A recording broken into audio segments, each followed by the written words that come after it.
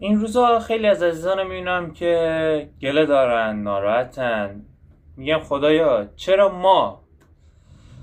این مشکل واسه من پیش میاد؟ چرا اون چیزی که اون گوشی که دوست دارم ندارم؟ چرا اون خونه‌ای که میخوام ندارم؟ چرا اون ماشینی که میخوام ندارم؟ خیلی اینجور موارد این روزا برای من پیش میاد. میبینم این افرادو. حالا یه چیز جالبی که به شما بگم، شایدم باور نکنید، اینه که خود شخص خود تو انتخاب کردی که بیای تو این زندگی.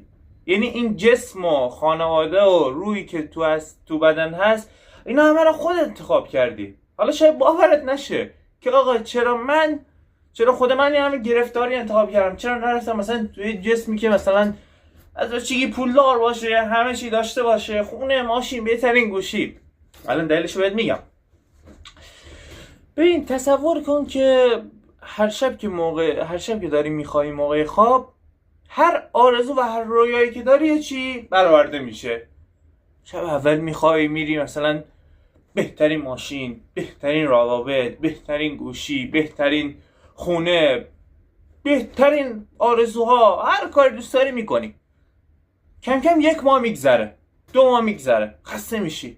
این خب برم حالا یه ذره درد تجربه کنم، یه ذره رنج تجربه کنم، یه ذره برم سختی بکشم.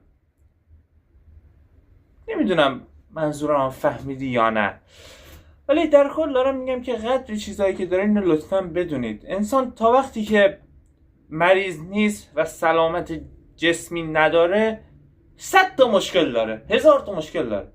ولی به محضی که کوچکترین بیماری واسش پیش میاد، دستش درد میگیره، پاش درد میگیره، دیگه فقط یه مشکل داره. زندگی فقط به خودمون بستگی داره که به چه دیدی نگاه کنیم. ربطی نره تو مولتی میلیاردر باشی یا فقیرترین آدم دنیا. فقط به دیدگاه خودته که خودت چه شکلی ببینی، خودت چه شکلی لذت ببری ازش. پس رفیق من سخت نگیر، لذت ببر، دست مسیری که توشی لذت ببر، حالشو ببر.